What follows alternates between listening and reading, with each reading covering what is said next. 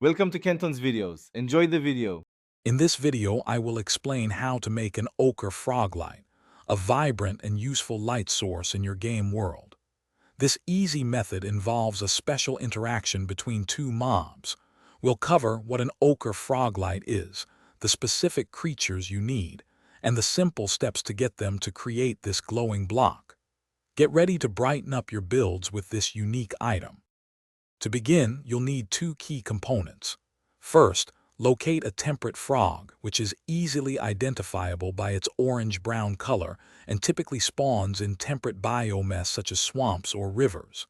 Second, you'll need magma cubes, which are hostile creatures found only in the Nether.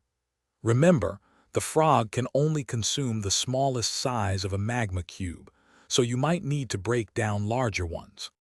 Now for the exciting part, bringing these two creatures together.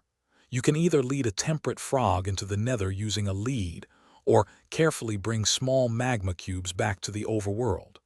Once they are in the same area, guide the smallest magma cube near your temperate frog.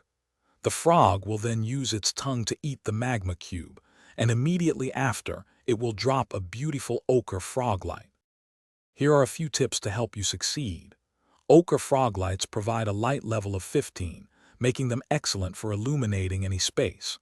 Remember, these unique blocks cannot be crafted. They are solely a byproduct of a frog eating a tiny magma cube. For easier farming, create a safe, enclosed space where your temperate frogs and small magma cubes can interact without interference. Happy building, and enjoy your new glowing decorations. Thanks for watching. Consider subscribing if we helped you.